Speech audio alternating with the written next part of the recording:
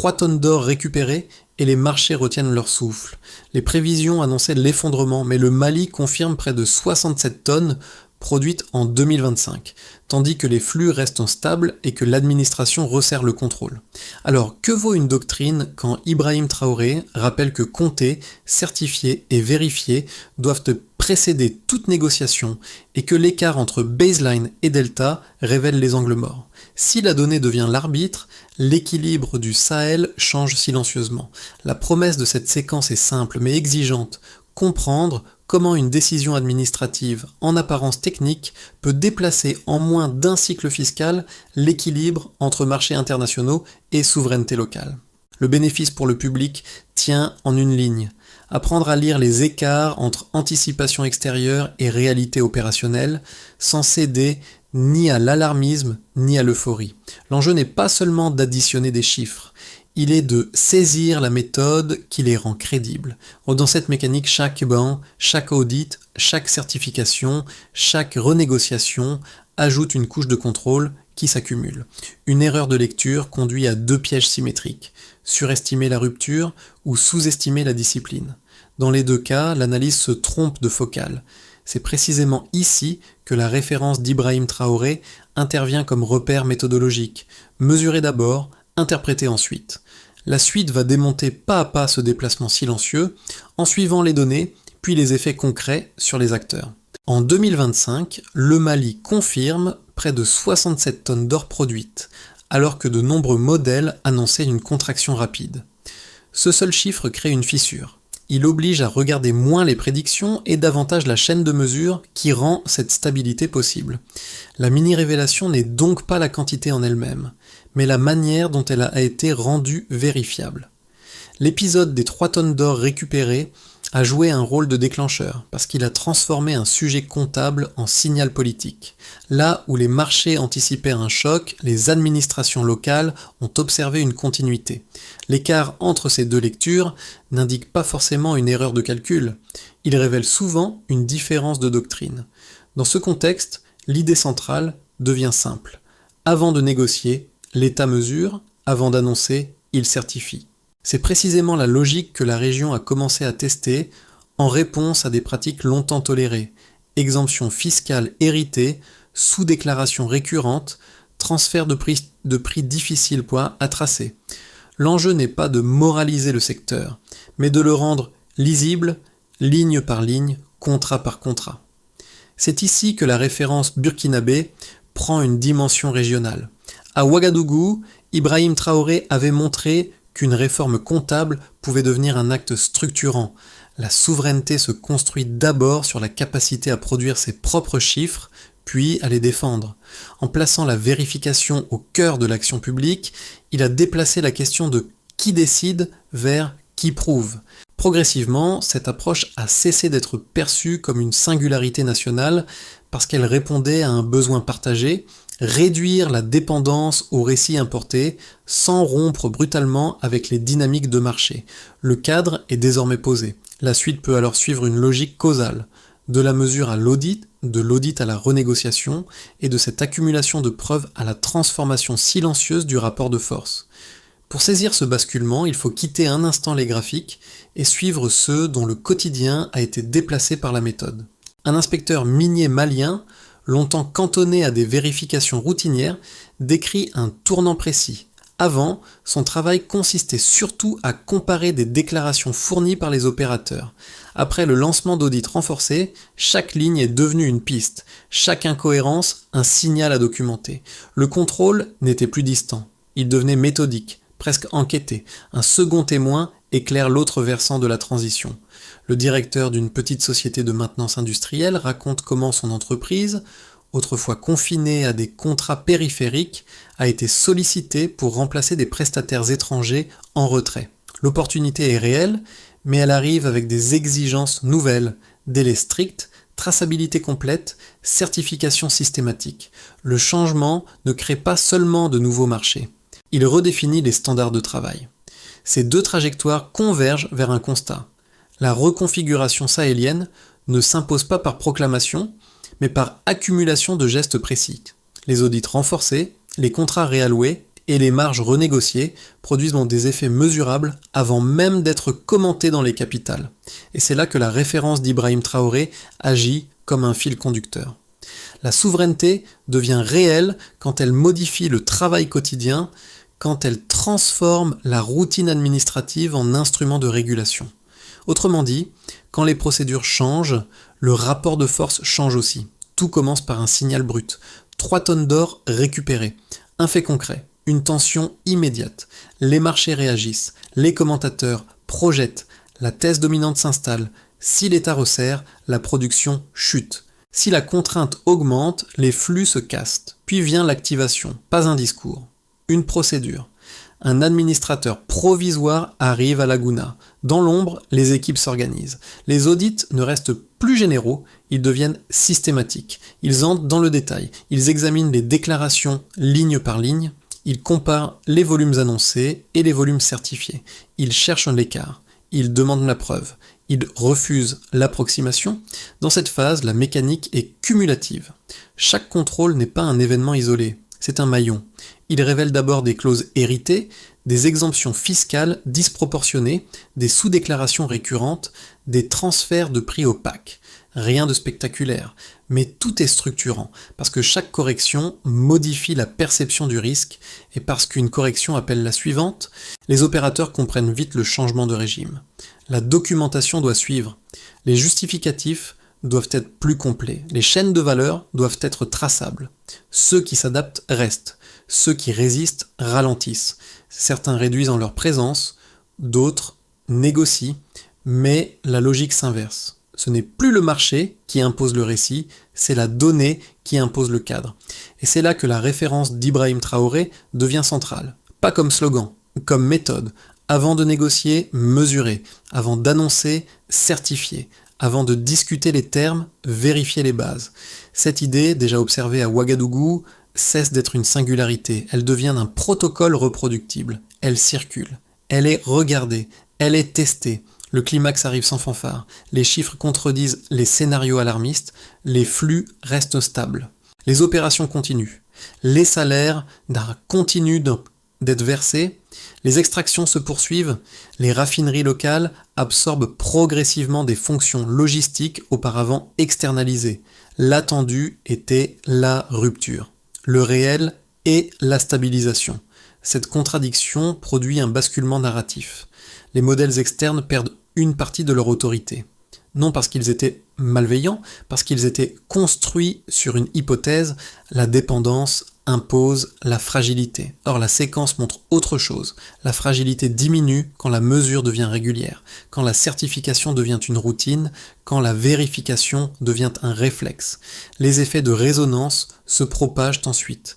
Les administrations voisines observent, elles comparent, elles notent que la souveraineté comptable ne provoque pas l'effondrement annoncé. Au contraire, la production de données nationales renforce la capacité de négociation. Le Niger s'inspire.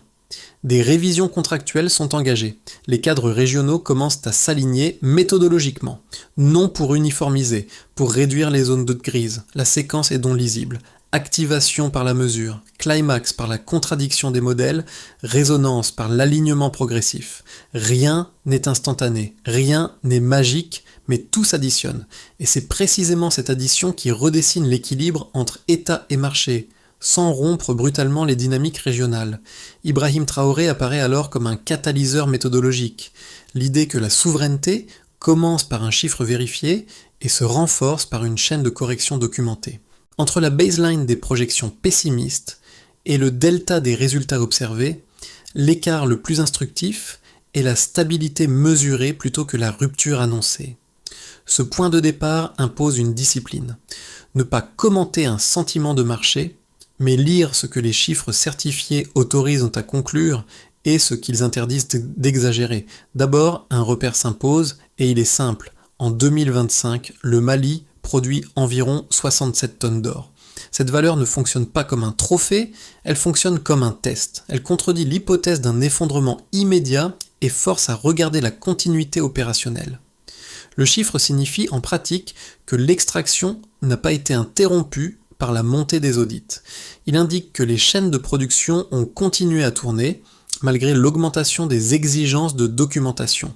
La leçon n'est pas que le système est devenu parfait, mais qu'un resserrement administratif peut coexister avec une activité soutenue lorsque la méthode est stable et lisible. Ensuite, un autre repère complète la lecture avec une nuance. La production affiche une progression d'environ 12% sur 2 ans. Cette hausse modérée ne raconte pas une accélération spectaculaire. Elle suggère une consolidation progressive. Une progression de cet ordre, dans un contexte de tension administrative, signifie souvent que les opérateurs se sont adaptés plutôt qu'ils ne se sont retirés en masse. Elle peut aussi refléter une réduction des zones grises, déclarations plus cohérentes, volume mieux tracé, écart mieux identifié. Dans ce cadre, la croissance n'est pas un miracle conjoncturel. Elle devient un symptôme de gouvernance. La production se stabilise quand les règles deviennent plus prévisibles, même si elles sont plus strictes. Enfin, un dernier repère éclaire le terrain, de façon très concrète. Dans certaines zones minières, l'emploi augmente d'environ 15% en 2025. Ce chiffre ne concerne pas tout le pays et il ne doit pas être surinterprété. Il éclaire pourtant un mécanisme précis, le retrait partiel de prestataires étrangers n'a pas créé un vide automatique. Il a ouvert des espaces à des entreprises locales capables de répondre à des exigences nouvelles. L'emploi augmente quand les contrats se redistribuent et quand des fonctions périphériques, auparavant externalisées, commencent à être absorbées localement. Cela implique des coûts, des exigences de qualité et un apprentissage. Mais cela indique aussi que la transition ne se limite pas à des lignes comptables. Elle se traduit en responsabilité et en poste de travail. Pris isolément, ces 3 repères pourraient sembler insuffisants pour fonder une conclusion robuste. Pris ensemble, ils dessinent une cohérence temporelle, continuité des volumes, progression modérée, redistribution partielle des emplois. Cette convergence réduit l'espace des interprétations extrêmes. Elle ne valide ni l'euphorie souverainiste, ni l'alarmisme financier. Elle oblige à une lecture intermédiaire. La région ne rompt pas avec le marché mondial. Elle en renégocie les modalités en s'armant d'indicateurs vérifiables. C'est ici que la référence d'Ibrahim Traoré devient un point d'alignement méthodologique. Son idée n'est pas de gagner par le discours, mais par la preuve. Compter, certifier, vérifier, puis discuter. Quand les deltas s'accumulent sans désorganisation, la souveraineté cesse d'être un slogan et devient une routine mesurable. Les critiques du modèle sahélien avancent d'abord un argument robuste centré sur l'investissement. Selon eux, la multiplication des audits, la récupération accélérée des ressources et la renégociation des clauses augmenteraient l'incertitude réglementaire. Or, dans un secteur minier à capital intensif, la prévisibilité est un paramètre presque aussi important que la teneur du sous-sol. Si les règles bougent trop vite, ajoute-t-il, les opérateurs internationaux réduisent leurs engagements, les financements se raréfient et la capacité technique locale se retrouve exposée. Dans cette lecture, même une réforme bien intentionnée peut produire un effet mécanique. Moins de capitaux, moins de maintenance, moins d'infrastructures, donc moins de production à moyen terme. Un second argument porte sur la continuité opérationnelle. Une pression administrative accrue, soutiennent-ils, peut désorganiser les chaînes logistiques et compliquer les approvisionnements. Le retrait partiel de prestataires étrangers risque d'entraîner des retards, des ruptures de pièces, des ralentissements de maintenance et donc une baisse de productivité. Ici, l'objection n'est pas politique, elle est industrielle. Un système ne se remplace pas par décret et la transition peut coûter plus qu'elle ne rapporte si la coordination échoue. La réponse la plus crédible ne consiste pas à nier ces risques, mais à les confronter à ce que les données observées autorisent déjà à dire. Au Mali, malgré les audits successifs, la production reste proche de 67 tonnes en 2025, avec une progression d'environ 12% sur 2 ans. Si l'incertitude avait produit l'effet de gel redouté, l'impact aurait dû apparaître plus nettement dans les volumes. Or, ce qui domine, c'est l'adaptation. Exigences documentaires plus strictes, ajustement des pratiques, renégociation graduelle. Sur la continuité, le signal d'environ 15% de hausse d'emploi dans certaines zones suggère que la redistribution contractuelle ne crée pas un vide immédiat. Elle déplace des responsabilités vers des acteurs nationaux capables de répondre à des standards de traçabilité et de certification renforcée. La transition demeure exigeante et rien ne garantit sa réussite automatique. Mais elle montre déjà une propriété importante. Quand la méthode est cohérente, la réforme peut avancer sans provoquer la rupture anticipée. Dans ce cadre, l'influence d'Ibrahim Traoré apparaît comme un repère méthodologique. Mesurer d'abord, stabiliser ensuite, négocier enfin. Le débat ne se ferme pas. Il change de terrain. Il passe des intentions aux indicateurs et des slogans aux deltas vérifiables. La souveraineté ne casse pas les flux. Ce point médian clarifie ce qui a réellement changé depuis le début de la séquence. Jusqu'ici, la lecture dominante opposait rupture et continuité, comme si le Sahel devait choisir entre confrontation frontale et dépendance passive. Or, l'observation des données et des procédures révèle une autre dynamique, la capacité à déplacer les règles du jeu sans interrompre le mouvement. La méthode n'a pas cherché l'affrontement spectaculaire. Elle a déplacé l'axe de légitimité vers la donnée produite localement. Ce basculement devient visible lorsqu'on observe la réaction des systèmes. Les marchés n'ont pas disparu, mais leurs modèles perdent en autorité dès lors que les chiffres nationaux montrent une stabilité inattendue. Les administrations, de leur côté, cessent d'être des arbitres distants. Elles assument un rôle d'acteur économique. Elles certifient, elles vérifient, elles publient, elles renégocient. Dès lors, les audits ne ressemblent plus à des interruptions, ils ressemblent à des instruments de régulation. Dans cette lecture, Ibrahim Traoré apparaît moins comme un symbole que comme un catalyseur méthodologique. En plaçant la comptabilité au centre du politique, il a rendu la souveraineté observable. Le contrôle devient un geste quotidien. La réforme cesse d'être un récit, elle devient un protocole. Cette révélation ferme une ambiguïté. La question n'est plus de savoir si le modèle provoque une rupture, mais comment il transforme progressivement les comportements. Les effets réels du basculement apparaissent lorsqu'on sépare les groupes concernés, puis lorsqu'on les met en regard. Le changement n'est ni uniforme, ni instantané. Il est différencié, cumulatif et lisible parce qu'il se traduit en contraintes nouvelles, en opportunités nouvelles et en routines nouvelles. C'est précisément ce qui rend la doctrine mesurable. Elle produit des conséquences avant de produire un récit. Pour l'État, l'impact immédiat tient à la production autonome de données. Les audits ont mis au jour des sous-déclarations, des exemptions héritées et des zones grises que les administrations toléraient faute d'outils.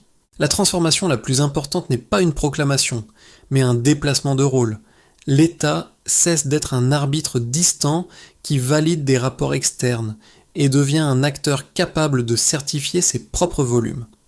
Cette capacité de mesure renforce la position de négociation sans exiger une rupture avec les marchés. La stabilité observée en 2025, autour de 67 tonnes, sert ici de preuve opérationnelle. L'État peut durcir le contrôle sans provoquer l'arrêt attendu. Et dans cette logique, Ibrahim Traoré joue un rôle de repère méthodologique. La souveraineté commence quand les chiffres cessent d'être un emprunt. Pour les entreprises, la conséquence centrale est la redistribution des responsabilités. Les opérateurs étrangers doivent adapter leurs pratiques documentaires et accepter des exigences plus strictes de traçabilité. Certains ajustent, d'autres réduisent leur présence. Dans l'espace ouvert par ces retraits partiels, des entreprises nationales gagnent des contrats auparavant verrouillés.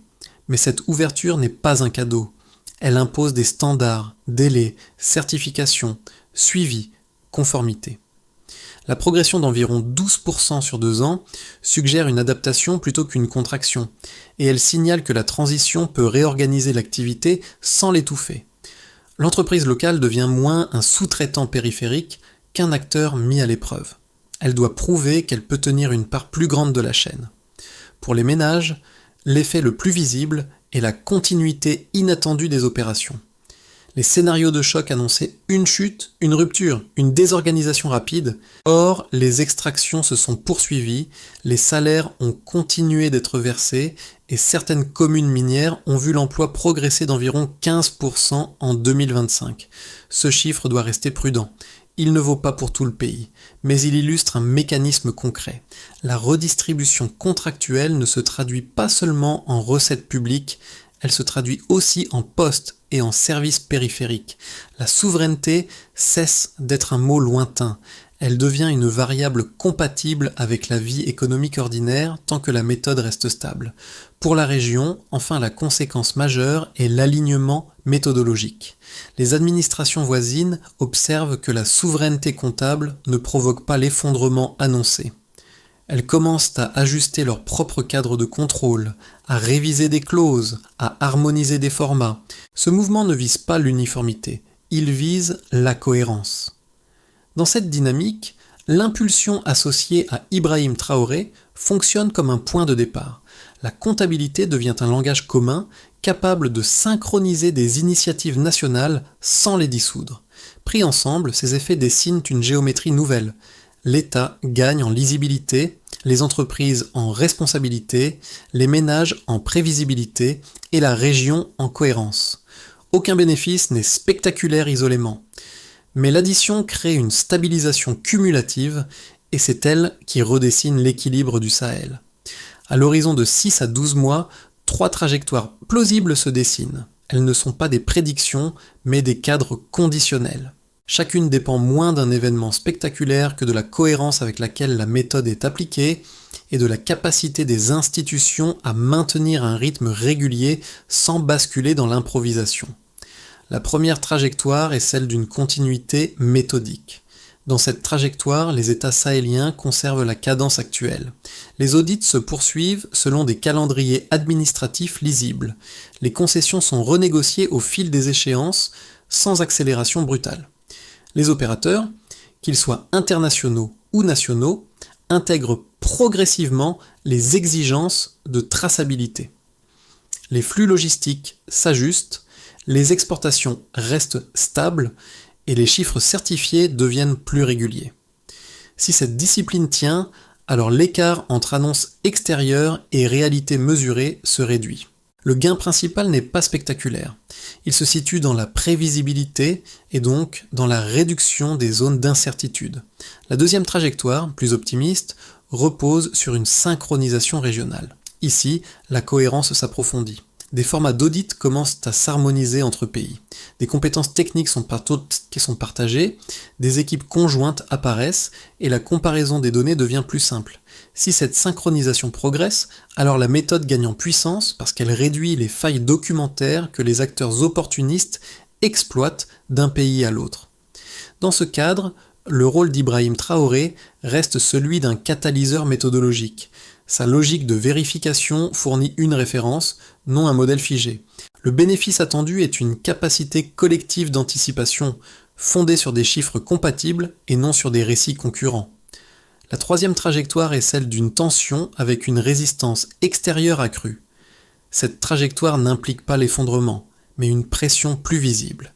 Des acteurs historiques peuvent durcir leur position, compliquer des chaînes logistiques ou pousser à des accords correctifs. Si ces frictions augmentent, les administrations doivent absorber une double charge, poursuivre la réforme tout en gérant la confrontation. Le facteur décisif devient alors la cohérence interne. Institutions alignées, la transition ralentit sans se briser. Institutions dispersées, la dynamique s'érode et l'incertitude revient. Dans les trois cas, une règle reste stable, mesurer avant d'agir, documenter avant d'annoncer. Si cette discipline tient, alors la méthode conserve sa capacité d'adaptation. Pour une partie de la population sahélienne, l'effet le plus immédiat n'est ni macroéconomique ni institutionnel. Il est psychologique. Pendant longtemps, la valeur semblait se décider ailleurs, avant même d'être comptée localement. Lorsque les audits se généralisent et que des chiffres certifiés sont produits sur place, cette perception bouge. La souveraineté cesse d'être une idée abstraite. Elle devient une procédure visible, donc discutable. Chez les jeunes actifs, la transformation devient plus concrète. Les exigences accrues de contrôle créent une demande de compétences techniques, audit, certification, traçabilité, maintenance, gestion logistique. Le secteur minier, souvent perçu comme verrouillé, commence à ouvrir des trajectoires. Non pas une ascension rapide, mais une progression lisible. Formation, expérience, responsabilisation. La transition ne garantit pas le succès individuel, mais elle rend l'effort plus rationnel parce qu'elle relie la compétence à un besoin réel. Les diasporas observent cette évolution avec un autre regard. Là où dominait une image de dépendance structurelle, elle distingue désormais une région en réorganisation méthodique. Ce déplacement n'efface pas les fragilités, mais il modifie le lien affectif au territoire. La résignation se transforme en curiosité active, nourrie par la comparaison entre prévisions extérieures et résultats observés. Dans les centres urbains, enfin, la lisibilité des décisions publiques joue un rôle clé. Lorsque des clauses renégociées sont documentées et que des procédures sont clarifiées, l'espace du débat change. La confiance ne s'impose pas, elle se construit par accumulation de preuves. Ce déplacement du regard est peut-être le plus durable. Les intentions comptent moins que les résultats de publiés et les discours pèsent moins que les chiffres vérifiés. Et c'est ici que la méthode attribuée à Ibrahim Traoré trouve sa portée. Elle rend possible une discussion fondée sur des indicateurs et non sur des projections. Quand le public peut lire la mesure, il peut aussi juger la trajectoire. La consolidation du modèle passe désormais par une série d'étapes lisibles, chacune définie par un acteur, un calendrier et un indicateur de suivi. La première priorité consiste à renforcer durablement les unités de contrôle interne. Les administrations doivent moderniser leurs registres, standardiser les formats de déclaration et déployer des outils capables de vérifier les volumes en temps quasi réel. Le critère de réussite est simple, réduire progressivement l'écart entre données déclarées par les opérateurs et chiffres certifiés par l'État, audit après audit, sur un cycle fiscal complet. La deuxième étape concerne la formation. Sans compétences locales solides, la méthode s'érode. Les États doivent investir dans des filières techniques dédiées à l'audit, à la certification, à l'analyse minière et à la maintenance. L'indicateur clé devient alors le pourcentage d'inspections réalisées sans assistance extérieure. Plus cette part augmente, plus la souveraineté comptable gagne en profondeur opérationnelle. Troisièmement, la synchronisation régionale doit être organisée. L'alignement des formats d'audit, le partage de données critiques et la constitution d'équipes conjointes peuvent transformer des initiatives nationales en stratégies cohérentes. La réussite se mesure par la diminution des divergences entre rapports nationaux et par une prévisibilité accrue des flux à l'échelle sahélienne. À ce niveau, l'expérience associée à Ibrahim Traoré sert de référence méthodologique. Elle montre qu'un protocole de vérification peut être exporté sans devenir un modèle rigide. Quatrièmement, la publication régulière des résultats constitue une étape décisive. Audit rendu public, clauses renégociées et documentées, procédures clarifiées, cette transparence stabilise la confiance interne et limite les interprétations arbitraires. L'indicateur final est la régularité et la complétude des rapports accessibles au public. Pris ensemble, ces quatre axes transforment une doctrine en système vérifiable. Chaque progrès devient mesurable, comparable et donc discutable sans ambiguïté. Quand on revient au point de départ, une scène s'impose, un bureau étroit, des registres ouverts et un inspecteur qui relie une ligne comme on relie un engagement. Ce n'est pas un tableau spectaculaire, c'est pourtant là que la transition devient réelle, parce que ce sont ces gestes précis, répétés, qui donnent corps à une doctrine longtemps perçue comme abstraite. Dans ce mouvement, Ibrahim Traoré n'apparaît pas comme une figure à célébrer, mais comme un repère méthodologique. Son apport tient à une intuition simple. La souveraineté commence par la capacité à mesurer ce que l'on produit, puis à défendre ce que l'on certifie. En plaçant la comptabilité au centre de l'action publique, il a déplacé le débat des intentions vers les procédures.